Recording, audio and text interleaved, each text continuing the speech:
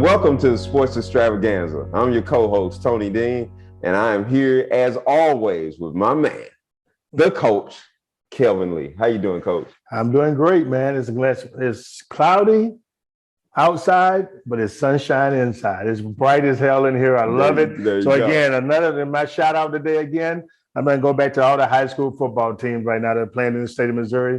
The district started this weekend. U City plays today at 1 o'clock. Hopefully the rain will stay away and they get it in. Yeah. And they beat Parkway Central. But again, it's a great day. Now, we got MICDS in our district, and he got a little familiar with MICDS. So again, they're probably the favorite to win that thing. But hopefully the Lions will make it to the championship and give them a game. But shout out to all the high schools out there. And just like every Saturday, we're going to get this thing started right with a song, baby. It's all the way live. It's all the way live with the Batman here. So I'm going to turn it back over to you, and we're going to get started with our special guest for the day. Oh, yeah, he is definitely a special guest. Native St. Louisan, my man, came out of Cardinal Ritter High School, highly recruited, played for John Thompson, the late, great John Thompson, at Georgetown University. Went on from there to be drafted by the Washington Wizards, played in the NBA with Washington, Phoenix, Charlotte. Fantastic. And I'm glad he's here with us because we're going to have a lot of fun here today on the Sports Extravaganza with our special guest, Jahidi White. How you doing, Jahidi? Hey, thanks for having me. How you all doing? We're doing great, man. Doing great, man. Doing great. Doing great. Coach, do your thing, man. Well, here's the deal, Jahidi. You know, this show is predicated on relationships. And, you know, I've been knowing you since you were in grade school. I moved to St. Louis and at Cardinal Ritter, and I recruited you. I started recruiting you. And again, I'll never forget walking in the gym at Cardinal. It's the old Cardinal Ritter. I was on Thelker. And, you know, I watched you walk in the gym. I was like, man, that's one big guy. We need him over at St. Louis University, you know. But again, I started building that relationship with you and your father and your mom. And I never forget, I was telling Tony Dean here about our home visit with you. And we had a great home visit. But again, then Spoon started thinking that maybe we have a chance with him. I said, oh, Coach John Thompson walking in that door real soon. I said, let me tell you something now. He walks in, we may be done. So again, we had a great time. I built that relation with you, and it's carried over to today and your sons and the whole thing. And I love your sons and everything. You brought them to my camp at St. Mary's. And again, let's talk about the beginning, though. Let's go back to the beginning when you started playing basketball. Talk to us about your beginning and who are some of the most important people in your life. Start with your parents. Yeah, so when I started playing basketball, it was my father played basketball, first of all. And all my uncles on my mother's side. So I have my mother has about four brothers. So they love playing basketball. So they all kind of... Right. No. Well, no choice. I didn't have a choice pretty much, you know, just growing up because, you know, back then you played on the schoolyard. Yeah. So, you know, we would go to every blacktop in the city. My uncles would pick me up, go to every blacktop in the city, play all over the city.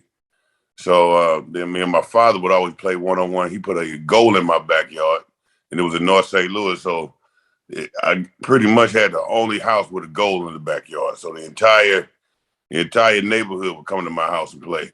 You know, even when I wasn't there, I come home and it's a game going on in the backyard. So I think so it just kind of was a lifestyle that surrounded me. You know, I didn't even know at the end if I loved the game or I knew I liked playing the game. So, but it was always I always played the game. You know, it was just a part of my lifestyle growing up. It was almost like riding a bike.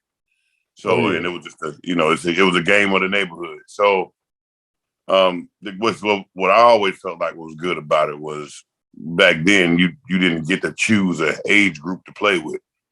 You know, men to grab the ball. You know, your team would be, you know, from maybe high school, grown men, 8th grade, 7th. You know, so you had to really figure out and learn how to play the game to be successful against no matter what defenders was out there, whoever was out there on the court or the blacktop.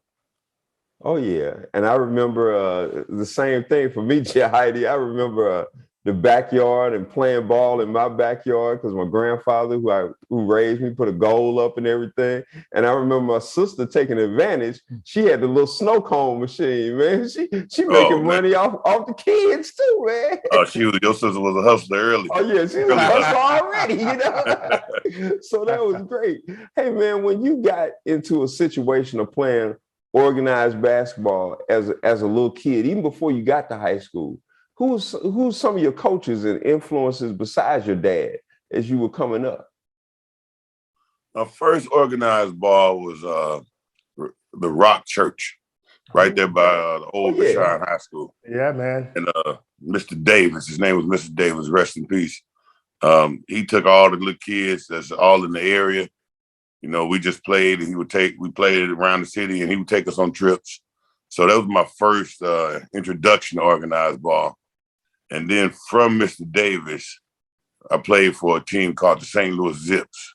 I don't know if you all remember the St. Louis Zips. Sure, I remember the Zips. Oh, yeah. What we would do is just do a lot of halftime shows all around. So we traveled everywhere around the United States and outside, Canada, everywhere, and did halftime shows all over. And the guy, his name was Paul, call him Paul, they call him Flip.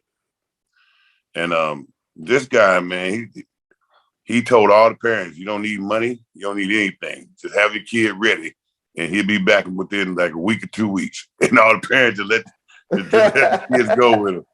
So that I think he was amazing just for the community, because he took a lot of kids that wouldn't have chances, and underprivileged kids from areas that people usually wouldn't get kids from, and he would just take them, teach them a halftime show, teach them tricks. He was pretty much a young Harlem Globetrotters, and we went all around, everywhere. We all the universities. We did halftime shows. All the NBA teams. We did halftime shows. Everywhere we would go, we did have halftime shows. Then we would actually play against projects in other cities. So wherever a project was, that's what we were playing at, against that project. It was really kept, taught you adversity, and you didn't realize it did. We would play against, we would go to jails, play against prison teams, and so we would just play everywhere.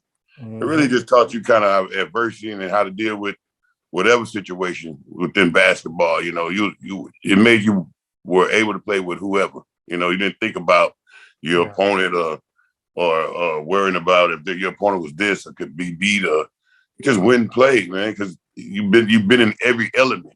There was no element you wasn't in. Oh yeah, teach you to mature, teach you to respect. That sounds fantastic. I know you got some other questions. Yeah, man. Jahidi, let's talk about something here, man. But you're a big man, okay?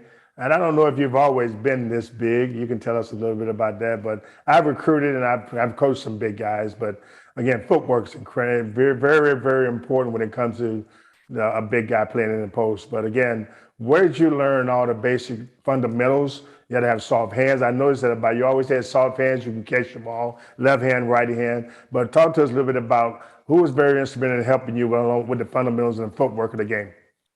Well, back then, you really didn't have trainers and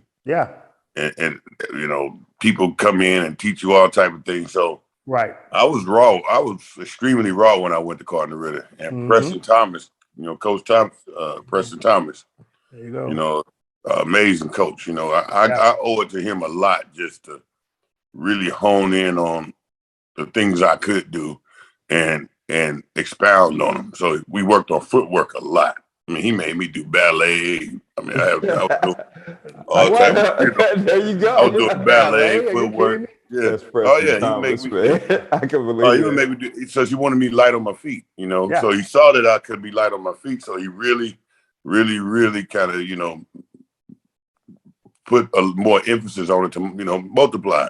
Yeah. And then just my hands, we work on all different type of passes, catches, in different areas. So we would do a hook shot maybe 1,000 times a day. We'd do a one move 1,000 times a day. So he just wasn't a coach.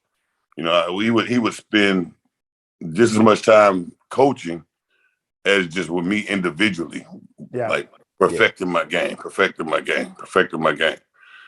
So I got to give him the ultimate kudos, and he gets it all, because it wasn't for him. My game at that point. I mean, we didn't work on many things, but what those 3 or 4 things we worked on all day. So he wanted me to perfect 4 things.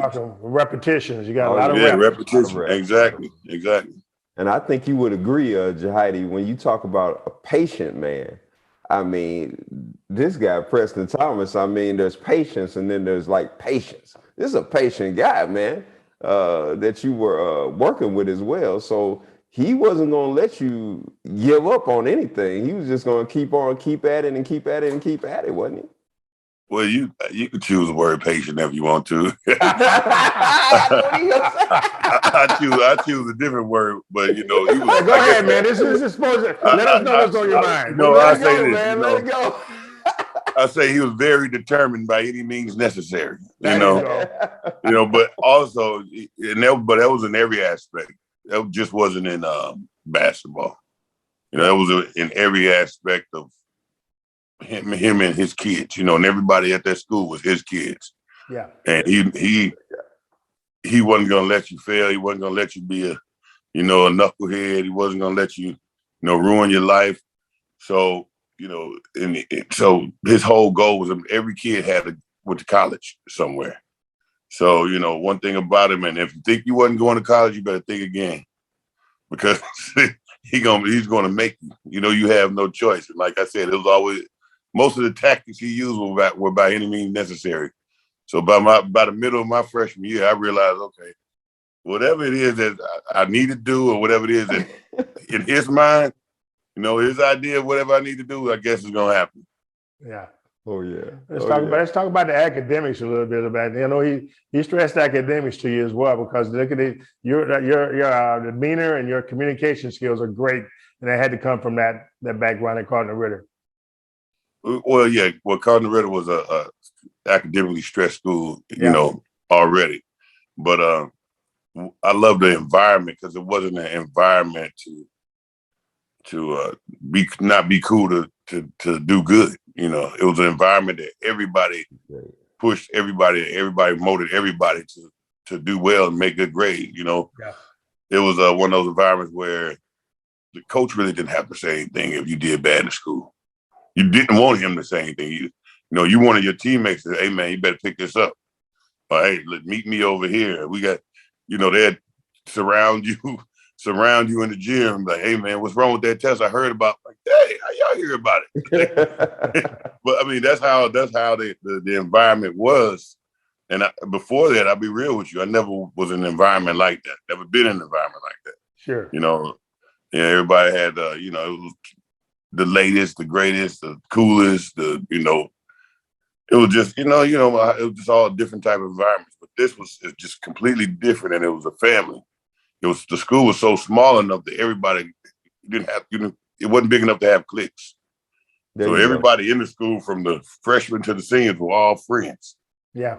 So then you have a basketball team that's, in a small school, which really, really was just really close knit. And so I've never been on the basketball team to have each other back and supported each other like Cardinal Ritter. They Coach Thompson really set a culture there that was like no other. Yeah. That's great. And then you go from Coach Thomas to, of course, the late great Coach Thompson. What was it like going to Georgetown University? Oh, well, I'll be real with you, it was a culture shock at the beginning, because, if you didn't know, like growing up, if you didn't know what Georgetown, I mean, I'm sure you all know what the university is. But if you didn't, and growing up as a kid, all you seen was a basketball team, and all you seen was the merchandise, all the clothes. So you thought it was like, you almost kind of thought it was HBCU or something, And I get up there, and I'm like, well, all the black people. And it was pretty much the track team and the basketball team. It's like, this is us. This is all we got, This is all we got to depend on. So that was really a culture shock. But what was so great, the city showed me. And it was Washington, D.C. is just a major city. It's chocolate city at that time, too. But also, what was was so great is that all those players came back. All those big men came back. You always seen Alonzo. As a freshman, you get to play against Alonzo every day, Dikembe every day, Pat every day, Jaren Jackson. So you would just that's an experience you can't get anywhere else.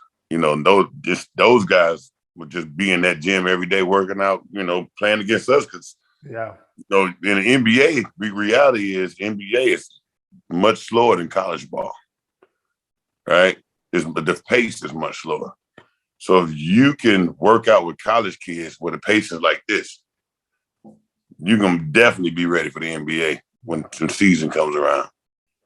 Hey, Jahidi, talk about the recruitment. Again, let's go back to recruiting, which all kids go through at some time. I went through the recruitment back in the day, and a lot of my sons went through recruitment. But again, I recruited you, right? And again, John Thompson recruited. Talk to us about recruiting and your first experience with John Thompson, walking into your gym or walking into your home. What was it like being recruited by the great John Thompson? Well, the recruitment process was different. It was I really didn't feel like I was recruited by John Thompson. He kind of came in the fray late. Okay. He came in really late. And if he didn't come in, I definitely would have been at SLU. That's why I was about ready to say. I know we almost had you, Jahidi. You almost got late. It was a last second decision. And there was a lot. It was a lot waning on that decision too, because I felt just the pick of Georgetown kind of made me feel like I was turning my back on my teammates. Yeah. Because everybody was like, Heidi, we're gonna do it like Michigan. You go first, then Larry, Chris, Lauren, and Chris and Lauren, and it was supposed to be that way. Got you. And I was like, man, if I go here, y'all don't go there. Like, you're gonna leave me hanging, But it was just really, in the end of the day, the decision came down to, I just need to get out of St. Louis at that time. Exactly. I was like, I've been around the city. I need to. Everybody I know surrounding me, all the friends I grew up with, Dinah and Jay, it was just kind of the surrounding elements at that time. It was just. Well, you know what, I don't mean to bring it out. That's why I was hoping also you hadn't played AAU ball. You played AAU ball with St. Louis Eagles, right? Right. And Pee Wee Leonard and all those guys were coaching. Those guys are instrumental in helping you develop as well. But I was hoping, I was saying, man, I wish Heidi wouldn't play AU ball. Because you're getting all that exposure. People are seeing you as a St. Louis U coach. I'm like, dang it, we need you Heidi here. But your St. Louis Eagles days were very, very important to you as well, wasn't it? Oh, yeah, absolutely. I think it was that year we went to North Carolina. It was a big AAU tournament, national AAU tournament in North Carolina. Yeah, why'd you go, man? Right. And before then, and then before then, I had little small schools, and after that North Carolina trip, and that's when everything turned around for me. I started getting, and was crazy doing that trip. I was talking to Coach Derek Thomas. You remember Derek Thomas? Yeah, Derek. Right. Yeah. CBC. Yeah. And he was like, "Well, what school would you love to go to?" Right. We were all in the lobby. And so I started naming schools. He's like, "What about Georgetown?" I was like, "Oh, man, I'd love to go to Georgetown too." I mentioned that, but I said, they're not on my radar. And the kids were like, Georgetown? Nah, you're not going to Georgetown. Let's, I don't believe that. There's no way you can, you're not good enough to be a Georgetown player, right? And that's funny. What's funny was, in retrospect, I ended up being able to go to Georgetown. So that's always think about that little moment in the hotel lobby. When all the kids were like, man, you must be crazy thinking like Georgetown to come for you. And look what you were able to do. Go to exactly. University. That's great. But let me ask you this question. This is something that's been on my mind. Everybody comes to a point, whether it be senior in high school, middle of your college career, senior in college. When did you feel like you were a pro? When were you on the court playing and felt like you're a pro? So it's different because in my mind, I always was an NBA. My path was the NBA. And I never questioned that because growing up, so many people tell me, hey, Well, because I was taught you're gonna be in the NBA. So that's the first thing I heard. So I heard that every day from my uncles and all my peers. My people close around my family. All the men I looked up to. So that's right then and there. That was my decision. So I didn't ever consider not being anything else. So even as a kid, now when I realized I can be a pro, yes, was actually in college. It wasn't in high school. It was in college when I kept messing up in practice, and Coach Thompson looked me in my face and say, "Son, you're messing up your money." That sounds like you. I was like, "That's probably the best thing he ever said to me." Hold on, what did that mean? Okay.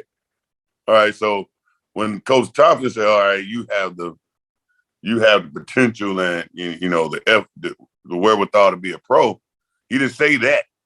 He said, "Son, you messing up your money." Yeah.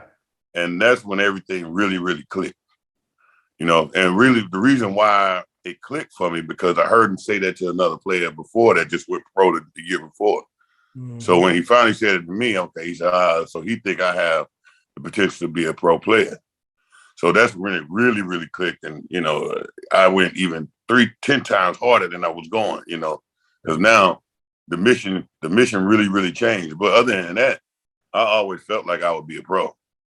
Hey, Jahidi, you just said two words. I'm just listening to you talk. You said one word twice. You said the word potential. You know what I mean? You got rid of that word, that label. You know what I mean? You don't want to be labeled. Like I used to tell my son all the time, you don't want people coming and saying, "Hey, you got potential." Because to me, potential means you haven't done a damn thing yet. Right. You know what I mean? So you got rid of that word and you went on to great things. And that's really good, man.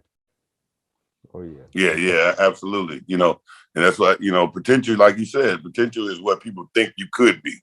Right. It's not where you are, Yep. It's the idea of what, what somebody could see you in the future as if you do what you're supposed to do, but it is just a word with no foundation in it, really. I know when people come up to me, they use that word with me. I say, "You better get the hell out of my face, man." Potential. I don't want to hear that word. You know what I mean? Right. Let's talk about another thing. Moving fast forward, but you have kids now. Your sons. You're a parent. You know what I mean? And they are basketball players, and we've all been there. I want you to talk to us, Jahidi. I've watched you. You don't know I'm watching you in the gym when your sons are playing. I've seen you, and you don't seem to be one of those yelling type of guys. You don't yell at your sons as much. Talk to us a little bit about that. That's tough. It's really tough. And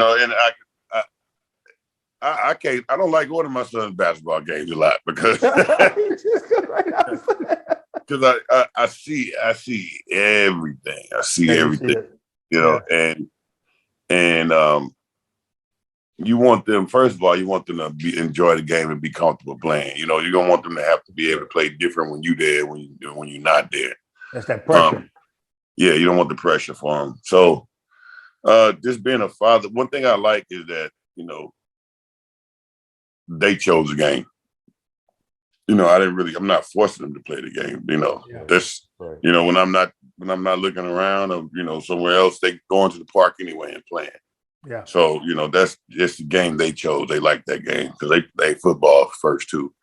But it's, I always tell my kids, don't be me. I'm not looking for you to be me. I want you to be you.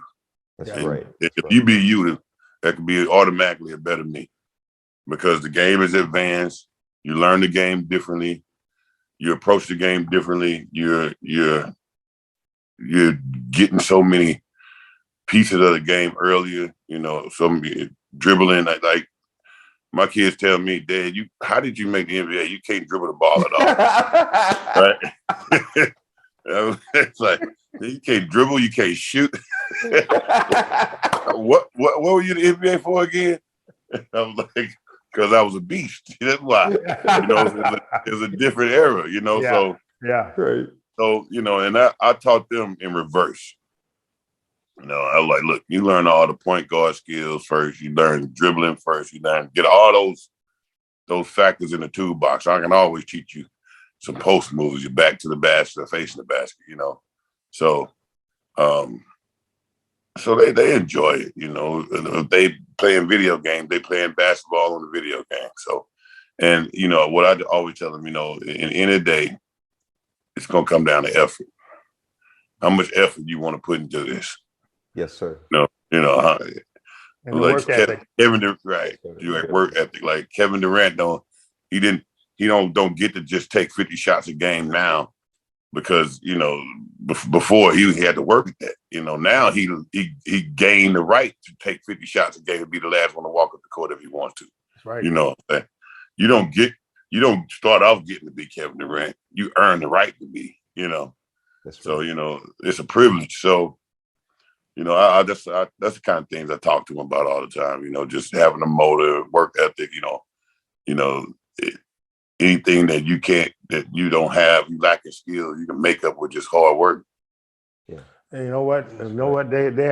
They're blessed to have you as a father too, because you're like a walking library. You know what I mean? The knowledge and the wisdom that's in your brain right now. And I'm sure your sons are absorbing that knowledge from you and that support that you're giving to your kids. Because I've watched your sons grow up. You know, you brought them to my camp at St. Mary's, and I remember the fundamental. I was working with them up to now at the BBE Combine, and I looked at your son. I said, "Wow, he's got a chance. He's going to be really good. He's coming along," and that's because of you and the support that you're giving your sons. You're involved in your kids' life, and that's very important. Very important. That's very important. And speaking of absorbing knowledge, I mean, you absorb knowledge through time, high school, college. While you were in the pro game, who did you get a lot of help from in the pro game? Who were your coaches in the pro game that really, you know, were able to push you to have a successful career? I really always refer back to my Georgetown guys. You know, that's who I trusted. You know, so I talk to Pat all the time. Yeah. And even in the pros, I always talk to Pat and Alonzo. So it was any information that I wanted, information I needed, I would go straight to them, and I would just follow in their pattern. As soon as the season was over, I figured out where Alonzo was, and I was following behind him every day. You know, we working out here. This is what we're doing today. I'm doing what Alonzo do. So I would do what Alonzo did. And also, we had another trainer. His name was John Duran. John Bebe Duran, played back in the day. He trained all of us Georgetown guys, you know, during the summertime. Gotcha. So we would be with the same guy. You know, we would be with the same guy training, you know, all the time. So it was easy just to soak up a lot of knowledge, you know, because we were always around each other. You know, one thing about the Georgetown guys, we kind of stayed around each other, you know. Also, that my first coach, big man coach, was Patrick Ewing with the Washington Wizards. Yeah. So I really, you know, just locker room every day, you know, in the game. If I'm on the bench, I'm sitting by Pat, talking to Pat, you know, because I'm comfortable talking to him every day.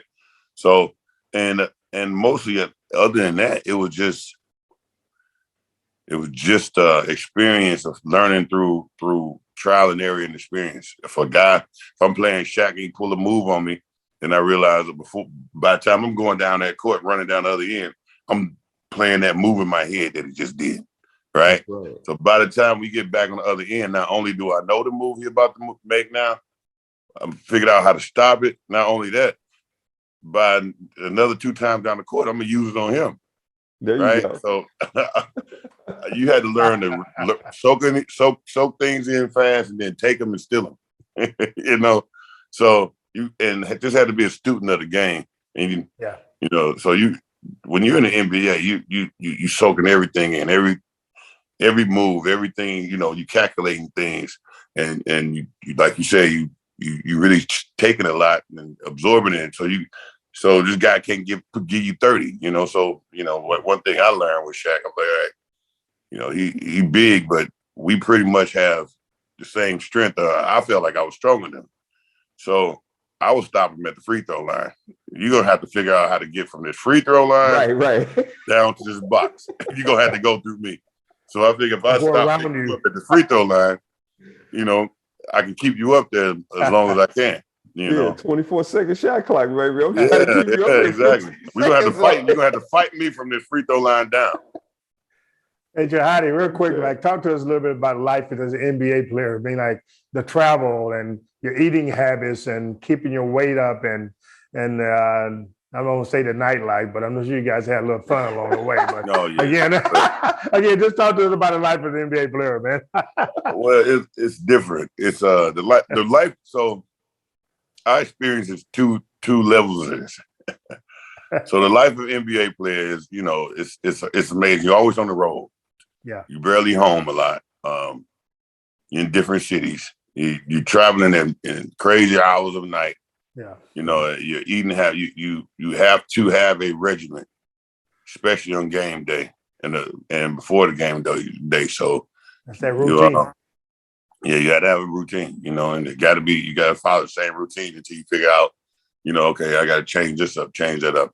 So I would eat at a certain same time every day. I would right after shoot around. After shooting around, I come back from shooting around, eat. Did you eat hot dogs? Did you eat hot dogs? No. What I try to eat is and I learned this from MJ. He a baked potato. He always ate a baked sweet potato. And if you didn't have it, you had to. Sometimes I would eat oatmeal with my lunch or whatever because I needed a slow burning carb. So I would eat oatmeal. I would eat like some chicken and some veggies.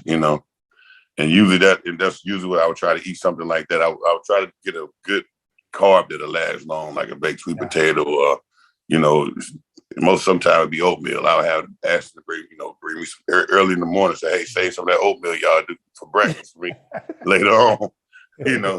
I figure out how to warm it up. So the eating habits, we eat in the morning, eat breakfast. Before shoot around, you want to make sure you get some good breakfast in. Yeah, man. Yeah, and I don't want to break you off, but I want to just real quick, like you brought up MJ. We'll talk about MJ in a second. But again, I was fortunate enough to be the head coach of the Jordan Brand game. That's when Bradley was a senior in high school in Charlotte. And I had the opportunity with my son to just listen to MJ talk to the team before the game. And that's one thing he brought up. He told those kids, those players, that he never ate a hot dog. You know what I mean? He was always eating right. He took care of his body. And that's why I asked you that. And you brought up MJ. That was good stuff, man. Go ahead. Yeah. But like you said, what was the lifestyle like? So it was an NBA lifestyle, normal NBA lifestyle. And then it was when MJ came on the team, and that was a completely different lifestyle. You thought it went before MJ was on the team, we probably had like 10 TV games. Mm-hmm. As soon as he get on the team, it goes from 10 to 80 TV games. It paparazzi every hotel we go to is a million cameras. The whole world just changed. So just because you're in the NBA don't mean, it's definitely levels to this thing. Yeah. And you just saw, okay, how the levels change so quickly. So the games end up being in different places. When we started playing games in casinos and all type of stuff. So, it was an exciting time playing with MJ. It wasn't it was always an exciting time playing with MJ. You can learn a lot from MJ. For me personally, I I had to play more of a role. Mm-hmm. I had to really learn MJ, study MJ, how he did what he did, and then play more of a role. So I didn't get the chance to really do as much as I did before he came, but I knew what to do. I knew what my job was, and okay, let me go ahead and minimize my job to these three things and make sure I do these three things absolutely well, so he can depend on those things. All right.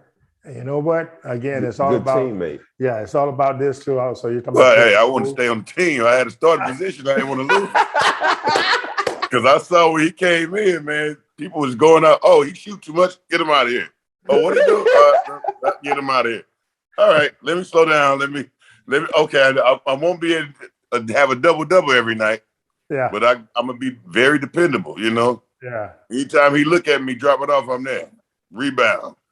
Set. Oh, you want me to set a whole lot of screens? I'm gonna knock you out on these screens. My role changed a lot, but hey, you had to stick in. Well, you're talking about playing that role, Jahidi. Again, like I said, you're a team player, but at the same time, you're thinking, I'm going to the bank every 2 weeks too. That check's still coming in. I'm smiling every time, every 2 weeks. I'm smiling, man. I do whatever you want me to do. You want me to be wave that towel? I'll wave that towel. Exactly. But again, man, you took care of your money. Let's talk about the financial side. You made a lot of money over the course of a lot of years. A lot of guys blow their money. You know what I mean? They just blow it and they're broke.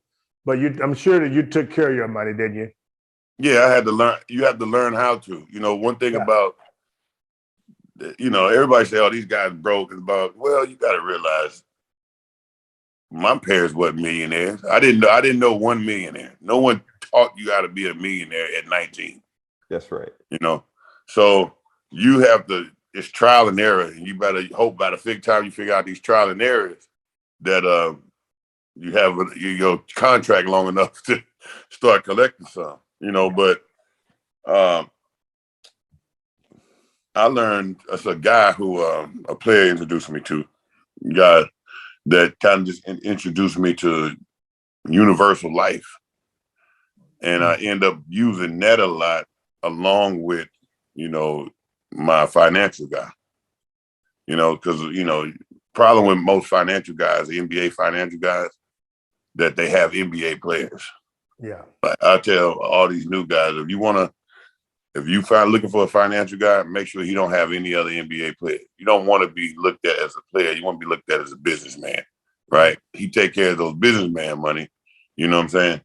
You get a financial guy who has businessmen, not just players, because that means he's looking for one specific type of person, right? You don't need that. He's there to handle your money and for you to make sure that he's doing the right thing. Yeah. Right. So that's one thing I learned was my parents kind of taught me that too. I took my money. I didn't have all my eggs in one basket. I don't have my agent also giving me my financial person, and my agent got mad at me because I took my money away from his financial person. Went to my own financial person. And then I did a universal life policy. I call it the OJ policy. You remember OJ gotten all that stuff, they wasn't able to take his money, and he was still able to live. And they're like, well, hold on, how OJ getting sued for this, getting civil suit for this, but he's still able to. They can't take his money. Yeah. And it was because he had a universal life. What was cool about universal life was it's a ceiling to where. However the market does, it's a ceiling and it's a floor. Yeah. So I can set my floor at 4%, right? So if the market drops under 4%, I'm still making money at 4%. If it goes past 15, if I set it at 15, then it can make between 4 and 15 the entire time. Yeah. And it's not when you finally take all those earnings out, it's tax free, right? And then they can't sue you for it. Yeah. So when I kind of really, and he not only just did it for me, he taught me along the way. And he was like, you did. I'm gonna make you understand this, right? He wanted me to understand it. So every process along the way, we just learned universal life. So, and then after that, I did annuity as well. So long story short is you gotta know, you never know from the beginning what's going on. Yeah. So it's just kind of, most financial advisors bring you a chart with, a chart with a whole bunch of numbers on it. And as a player, you're like, man, I don't know what that is. Just make sure you handle my money, but you can do other things outside of your financial advisor that can guarantee that you'll still have that money for the long term. Yeah, he also had John Thompson too, I'm sure, was a great advisor for you as well when it comes to that, is the financial part, wasn't he? Oh yeah. Well, John Thompson, well, yeah. What he did was always say, hey, the people he always say, your best word you can learn in the world is no. Mm-hmm. You're like, from now on, you need to say no more than you say anything else. Mm-hmm. Like, you need to be saying no 5 times a day, right? And he said most of it's going to be towards your family. Yeah, how many guys will come out of woodworks? I know that works. I know there's a lot of people are your friends now. They're your friends because you got a lot of money. And again, how often that happen with you? Did it happen? Yeah, yeah, absolutely. Yeah. You know, you have, people that's from your, everybody want to hang around with you. Everybody want to come out, hang, and what I did was, one thing about me is my family was was always a big family. And my cousins always had a lot of cousins. And so it was, I call them brothers because they were like my brother's cousin growing up. So I still remained around the same people mostly. And then there was always those guys who had $1 million idea but didn't have any money to put into it. Yeah. Right. So that's what you get a lot of that, Exactly. man. Yeah, okay, you got a big idea. Everybody got an idea, but you don't have nothing to put skin in the game. You want me to fund your fantasies. Right. Right. You're right. Well, the other thing I wanted to piggyback on a little bit, going back a little bit myself, is when you're in the NBA and you got a chance to play against some of the guys who you were really close to. I mean, what was it like when you played in the NBA against those guys? Oh man, we was enemies at that moment. We was sworn in. Like those are guys you want to kill, because you're gonna have to talk about this the next day, or when it's over with, they know in their mind somebody you killed them or they killed you.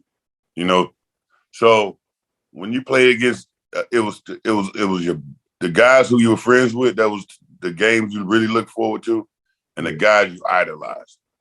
When you grew up watching. Because one thing about the NBA is the same guys you grew up watching are the guys you end up playing against. Time don't go that fast. So, like playing against Akeem, I love, I idolize playing against Pat, playing against Alonzo, playing against Dikembe, playing against Shaq. I mean, I look forward to those games. I'm like 3 games down, anticipating that game. Right. I still have 3 games to go. I can't think about my opponent from this game and that game because I'm already on that game because I can't wait to play against Alonzo. And I know it's going to be one of the toughest games of my life, but it's how it's your measuring stick. It's really how you measure where you are against those greats. Yes, sir. Yes, sir. Yes, sir. Well, I know, Coach, you got something. You got one more thing before we get out of here. And how did you handle, again, adversity? I'm sure you always, that key word comes into play, and when you're involved with sports, you're going to have some ups, you have some downs, and that word adversity comes into play. You got to have short memory. How did you handle that? Well, I mean, if you play sports a lot, you deal with adversity all the time. It's a roller coaster, and it can prepare you for life because you got to deal with wins, losses. There's points in the game that is tough. You might have issues in the locker room with somebody because of, something that happened on the court. But at the end of the day, when that game is over, it's a win or a loss, and you figure it out and go to the next game. So I think sports automatically helps you deal with adversity. I say in high school, Coach Thompson, outside of what everybody else sees, Coach Thomas, he was a tough coach. He was a tough coach, and to the point that one time Bobby Knight was recruiting me, and I was like, man, I don't want to go to Bobby Knight. Bobby Knight crazy, right? So he looked at me, he said, you can handle Bobby Knight. He said, you deal with me. You can handle any coach. And I looked at him like, man, that's crazy you said that, but that's absolutely true. After you, I can deal with anybody. After you, I can deal with anybody. And it was true. So he really prepared me to deal with no matter what the situation was. And then one thing about adversity too is, Coach Thompson used to talk about that all the time, handling adversity and life is a hurdle and you got to get through big walls and hop over hurdles.